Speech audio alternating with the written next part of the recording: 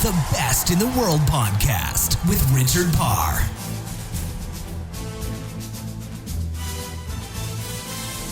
Yes, it's here. Our Patreon page is live. All you've got to do is go to patreon.com/best in the world and you can continue to support our podcast so we can continue to interview the greatest sports stars on the planet.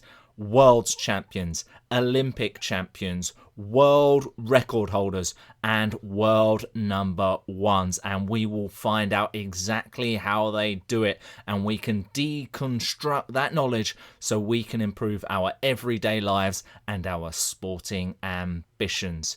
And you can continue to listen to this podcast every single week. Wow. So all you got to do is go to patreon.com/best in the world with Richard Parr, and there you can contribute to our podcast on a monthly basis, starting from as little as $1.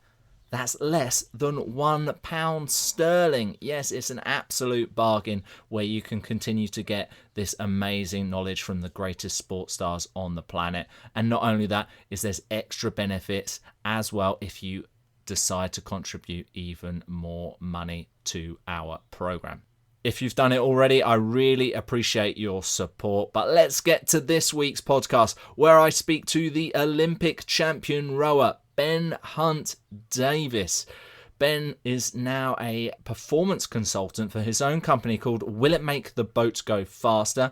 And he uses what he learned as an international Olympic champion rower in helping other companies and people improve their own performance. And Ben's story is incredible. Throughout his career, he was unable to achieve the success that he wanted, but he decided to make incremental changes to his routine, to their training, and eventually became an Olympic champion in the men's eights at the rowing competition at the 2000 Sydney Olympic Games. It's an incredible story with Ben. There is lots to learn from him, and he's coming up next on The Best in the World with Richard Parr. The Best in the World podcast with Richard Parr.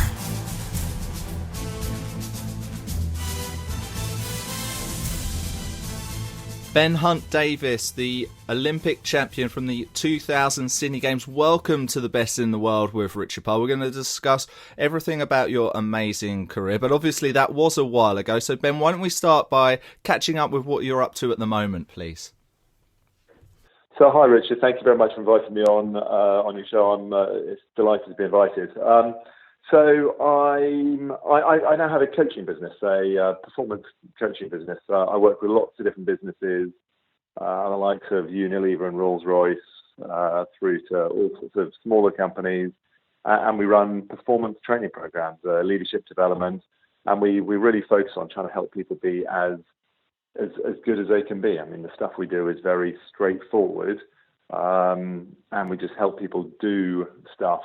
The simple stuff that we know makes a difference. The company's called Will It Make the Boat Go Faster, and it's been a great journey so far.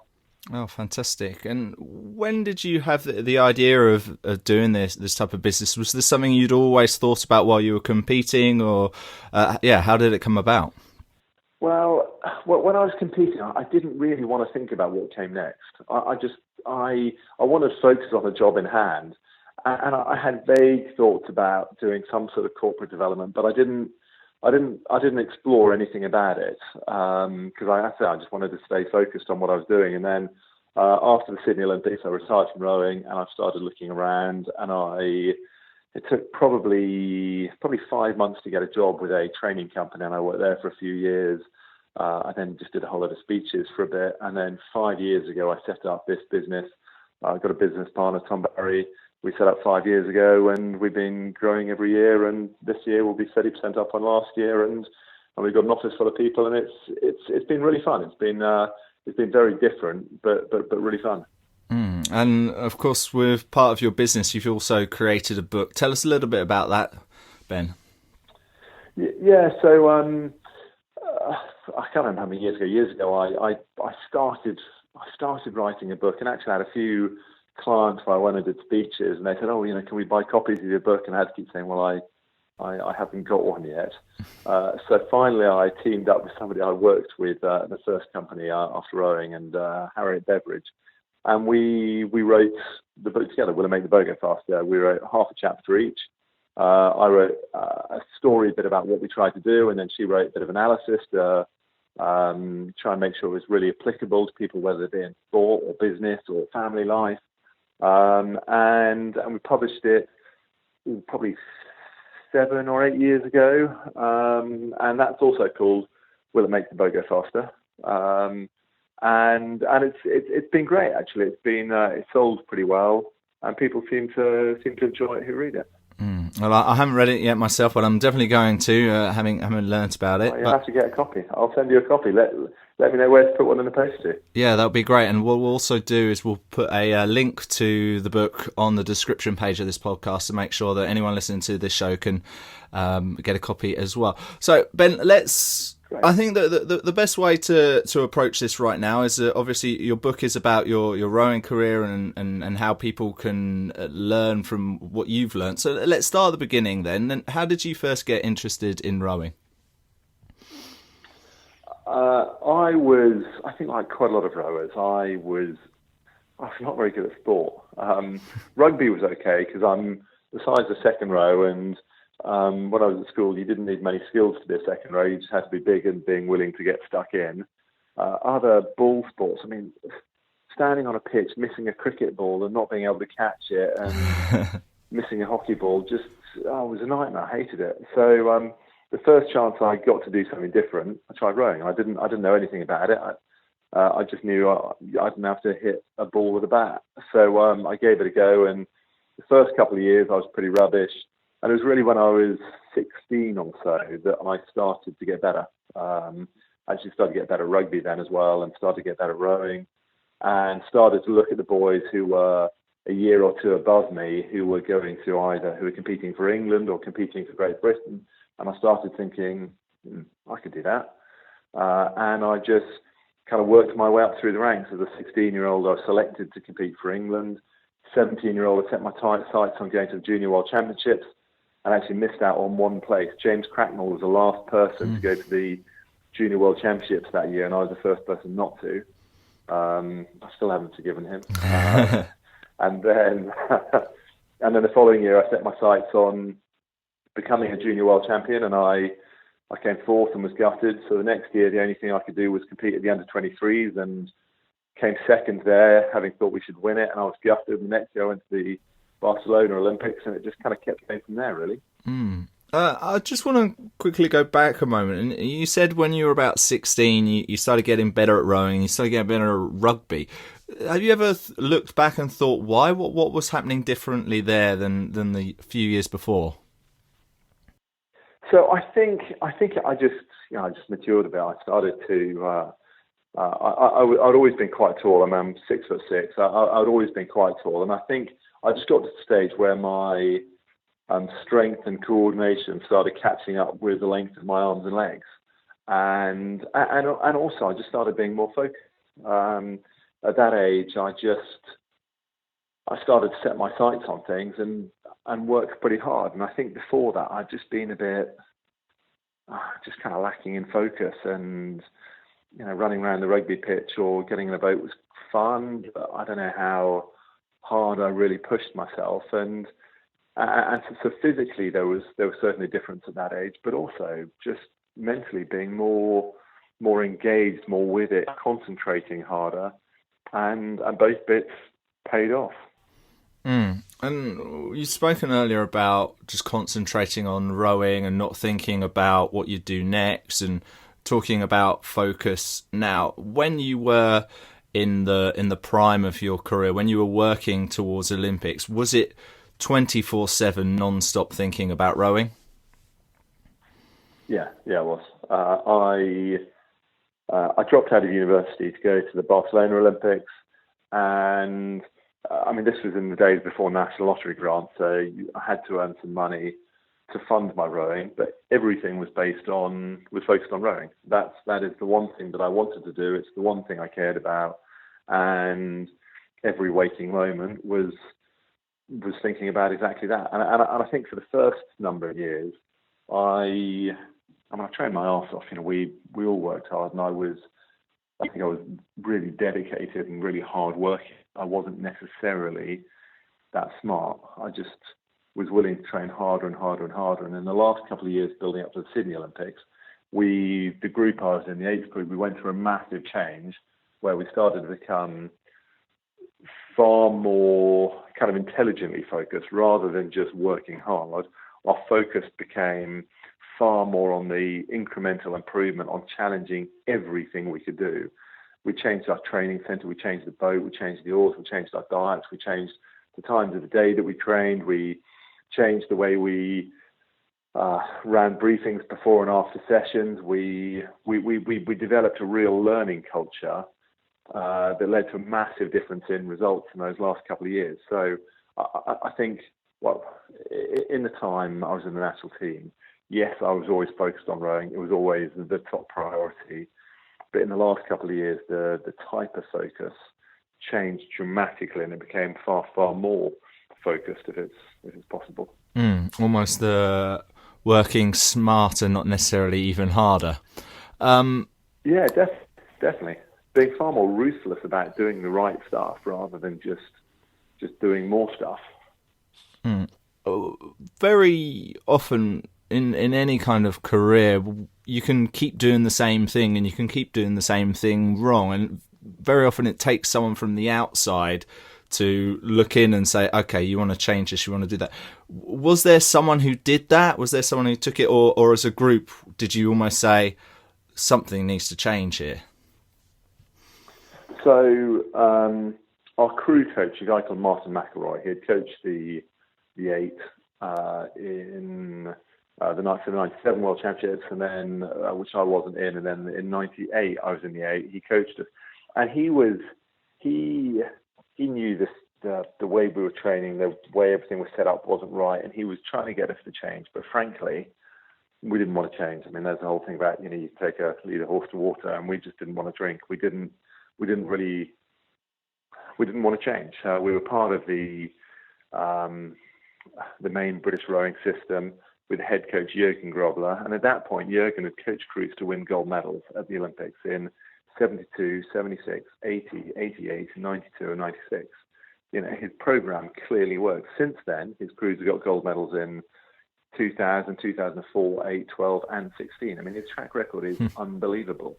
And training down at the training centre there in Henley, at the Leander Club, Redgrave and Pinson were down there. I was training alongside them every day, and the training worked for them every day. Every year, they won everything. The only problem was, while I was doing it, I lost everything. And there were years where I did more training than them, but I still lost everything. And so Martin saying we should change was kind of great, but I was looking at Steve and Matt and Jürgen going, well, clearly it works.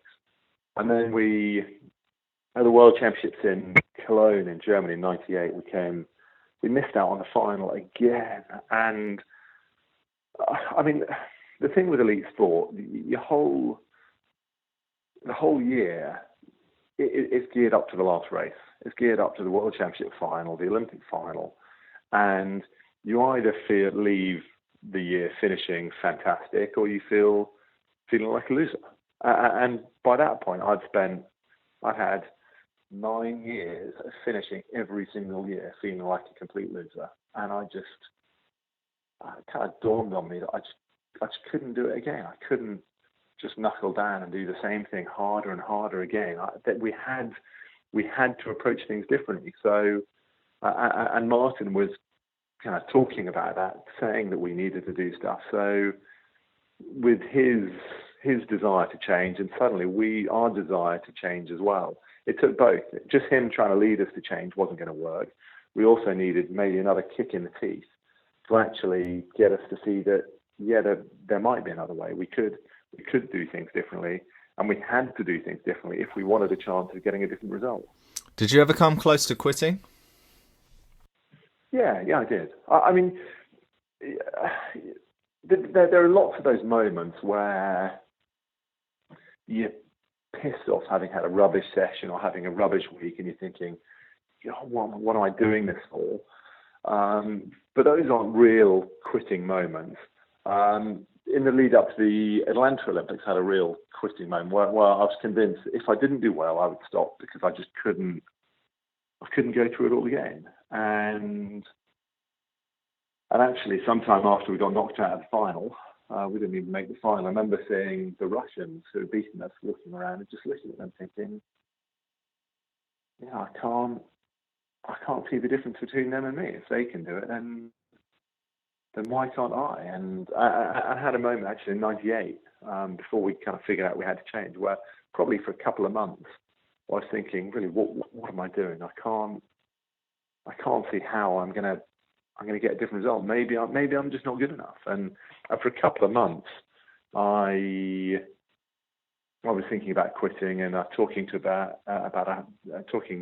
a whole lot of people about it. And I guess finally something happened, and I decided that maybe I was good enough. Maybe there was still a chance. So I kept going. But so you have all those small moments of thinking, what the hell am I doing this for? But there were only probably a couple of those big moments of properly thinking, really, why am I doing this? So the team made lots of changes. How did you? Obviously, we can look in hindsight and say, well, the changes worked because eventually you won Olympic gold. But how did your team identify which things to change? Was it trial and error, or was it based on research of other teams? How did that work?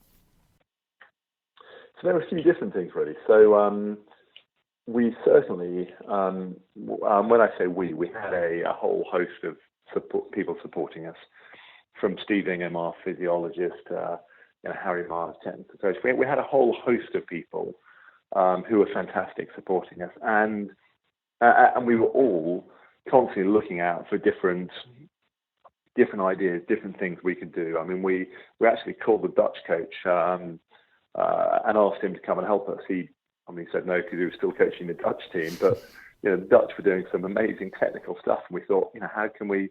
We'd been watching all sorts of videos of his crews and trying to work stuff out, and we were willing to pick up the phone. And in fact, he said, no, it's fine. We kept studying his videos. We looked for other sources of information. I seem to remember the Aussies had some great biomechanical data that our physiologist got his hands on, and so we were looking for as many different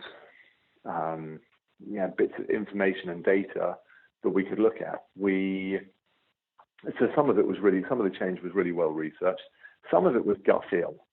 Some of it was just gut feel of, having conversations going, this feels like the right thing to do. Because we couldn't measure everything. There's no way we can measure everything.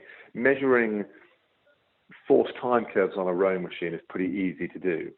But measuring rhythm in a boat is pretty hard. We didn't know how to measure rhythm. And we thought the thing that would determine how fast we went would be our physiology, but our rhythm, the rhythm we could generate. So a lot of decisions were on gut feel, and we would talk through what we wanted to do and give it a go. And there were probably a whole lot of occasions where we kept going with a new idea for too long, where it wasn't feeling right, it wasn't working, and we were just thinking, well, that's just because we're not doing it properly yet, and we kept going too long.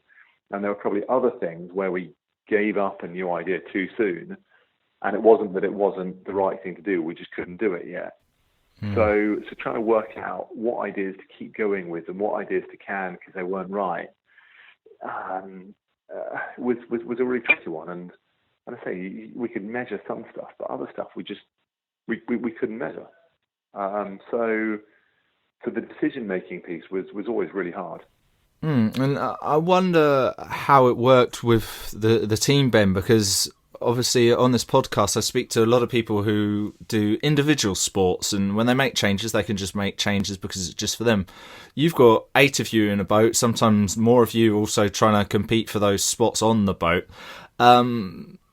How did everyone approach these new ideas? Were there varying levels of people, some embracing it, some not wanting to do it? If there were going to be changes, did you all have to agree to it? How did all of that work?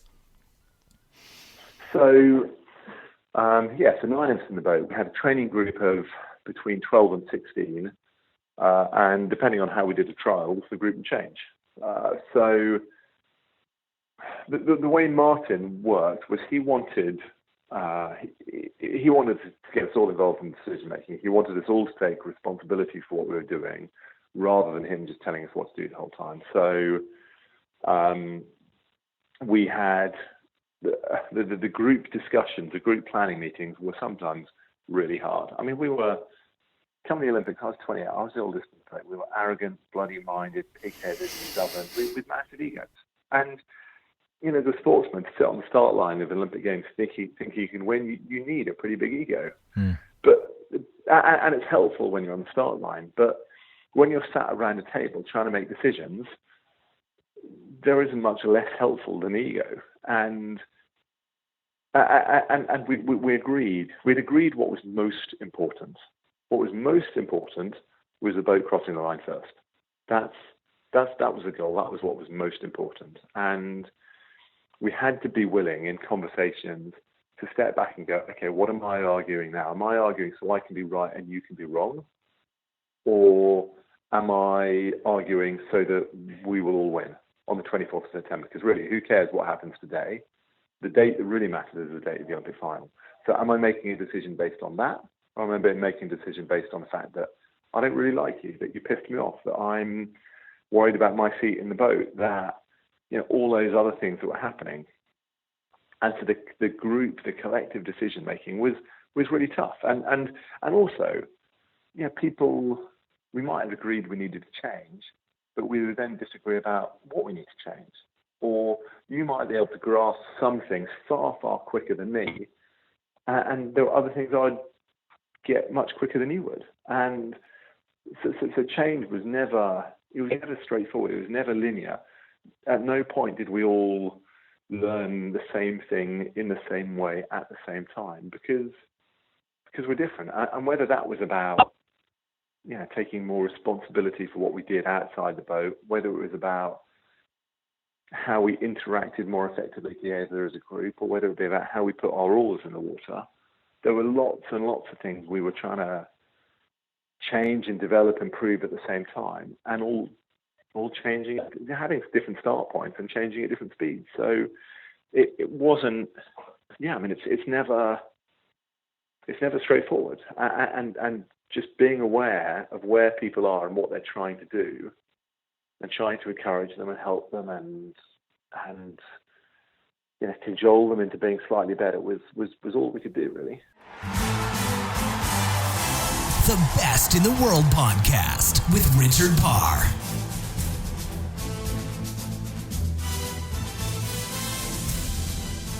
We'll be back with Ben in just a moment, but I am so pumped that we are doing our first ever crowdfunding on Patreon to help support this podcast so we can continue to learn from world and Olympic champions to find out what they do differently from the rest of us to be the very best. If you'd like to support this podcast so we can continue making it for you every single week, just go to patreon.com/bestintheworld. That's patreon.com/bestintheworld. And if you get a moment to contribute to our podcast, from the bottom of my heart, I thank you. I really appreciate your support. All right, let's continue to learn from Ben Hunt Davis. He is the best in the world. The Best in the World podcast with Richard Parr.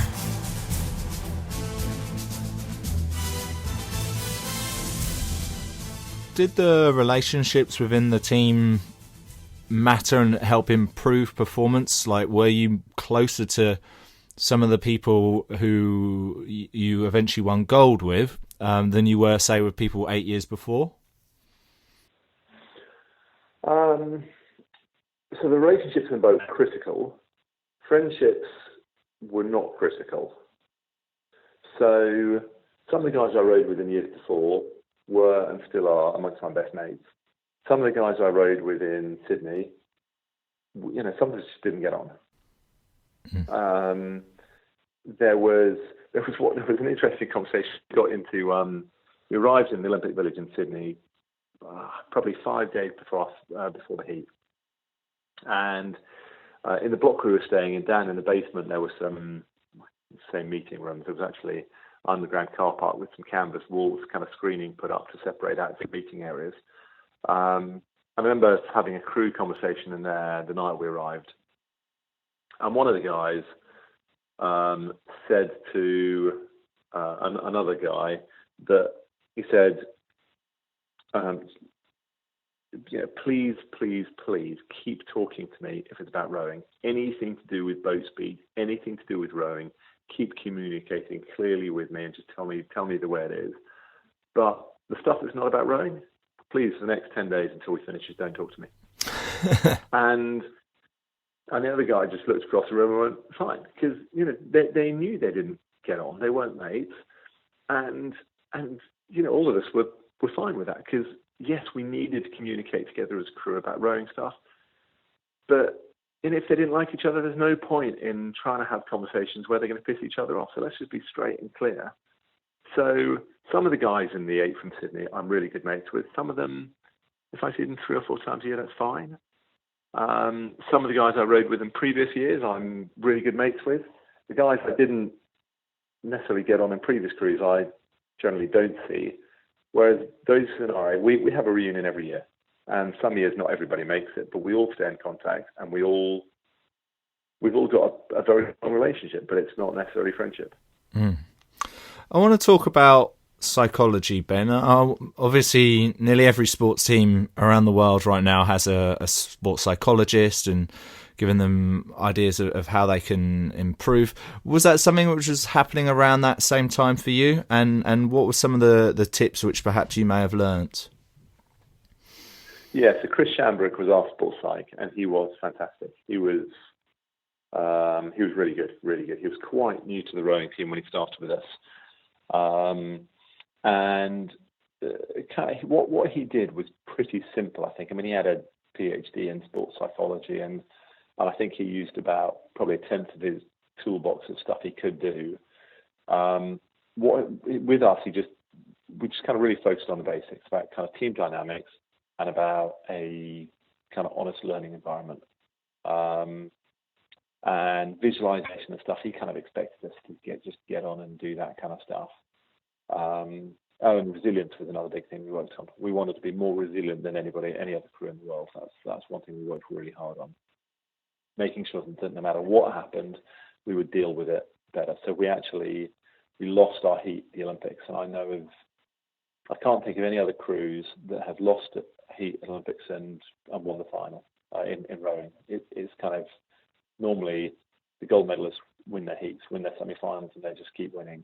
Whereas for us, we screwed up. We made a mistake, and we had to be able to deal with it just really quickly, really effectively, and get on with it. So Chris was a absolutely critical part of the crew. I mean, the 4 key people involved were Martin McElroy, our crew coach, Harry Marn, our kind of assistant technical coach,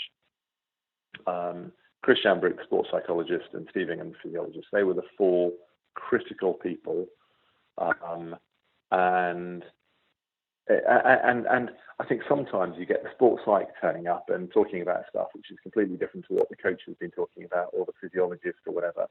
And for us, those 4 were always talking the same language, always. So Martin was always referring to what Chris, the sports psych, had been talking to us about.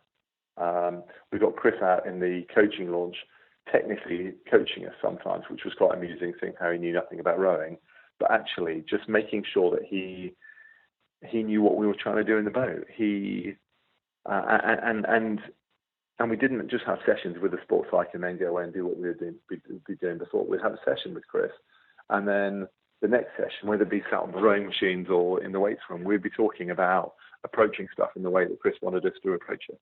And the next session, if it was on the water, we'd be working on it in the way that Chris wanted us to approach it. And it was fun. It was fundamental that we had a joined up approach. So we had the right psychology, the right mindset with every single thing that we did. Because if we didn't, we lost.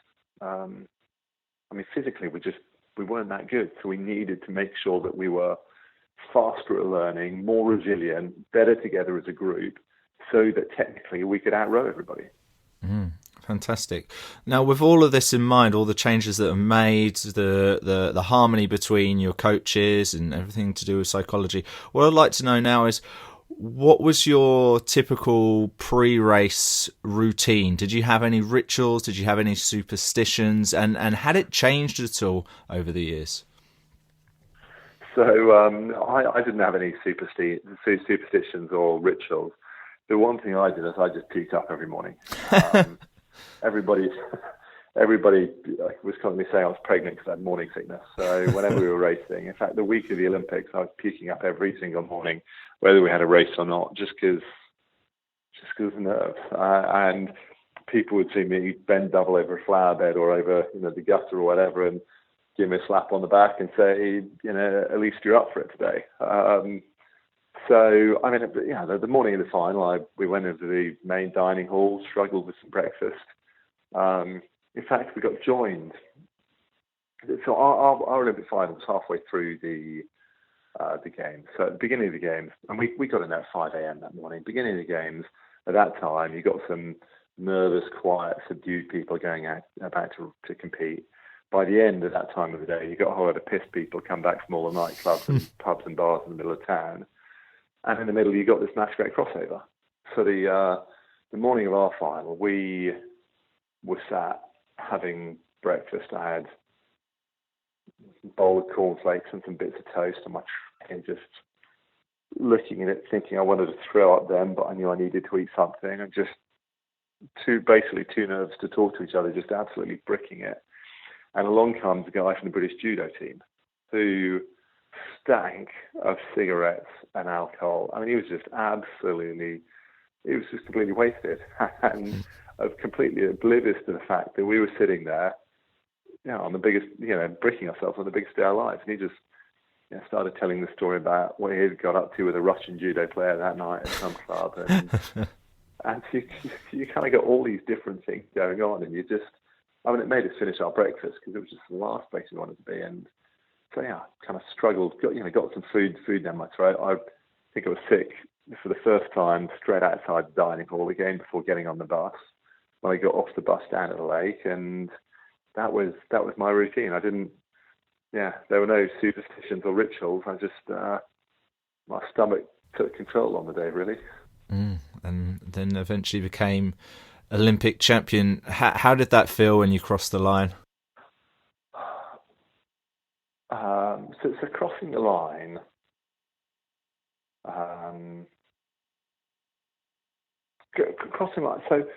crossing the line wasn't really the moment, because we were just completely out of it. We were completely out of lunch.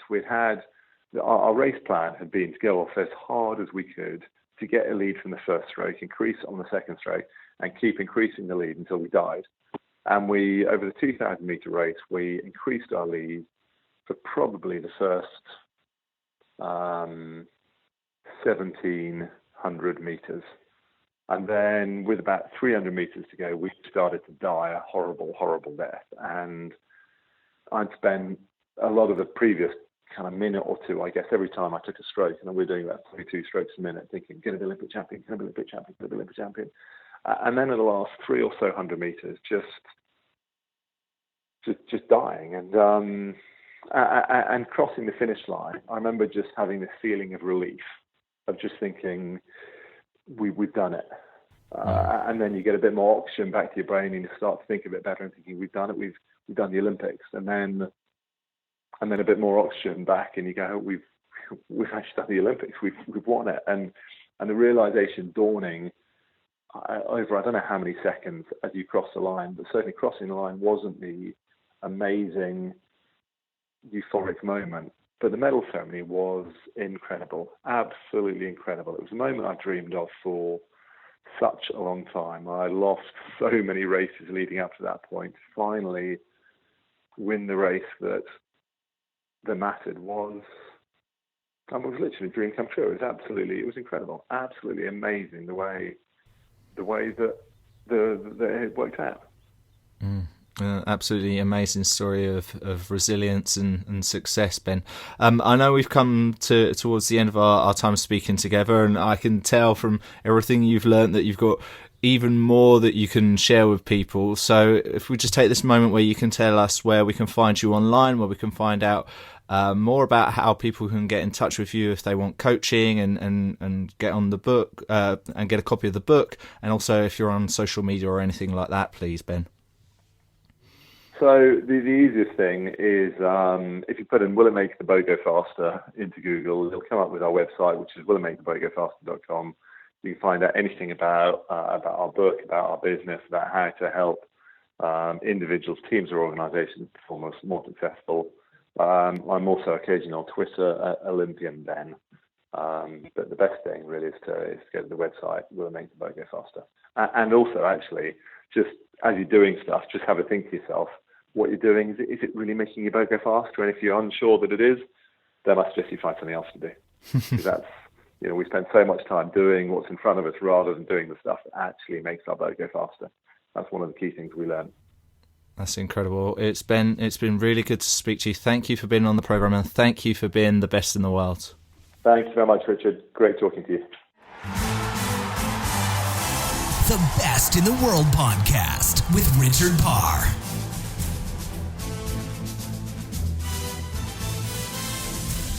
An amazing insight there from Ben Hunt Davis, and the rowing community have been really generous with their time for the Best in the World podcast. So we've been able to speak to quite a few champion rowers. Maybe you want to go back and listen to episode 59 with Annie Vernon. She's a former world champion. We've got a former Olympic champion in the American, Caroline Linz. That's episode 54. Go back and listen to that. The Olympic champion Matt Langridge is episode 47. He's been on the podcast, and we've had many, many more great rowing champions, such as Heather Stanning, episode 36, Mahe Drysdale from New Zealand. He was episode 34. They're all on the Best in the World with Richard Parr. They're all on iTunes. And I'm sure we'll have more rowers to come. So if you like your rowing, subscribe to this page on iTunes. And if you get a moment, please give us a rating and review. It really matters a lot. A rating and review would really help boost our podcast so we can reach even more listeners and share the stories of Olympic champions to even more people. All right, I've been Richard Parr. You've been listening to The Best in the World, and we'll be learning from another champion next week. Do not miss it. But until then, have a wonderful week. Goodbye. The Best in the World podcast with Richard Parr.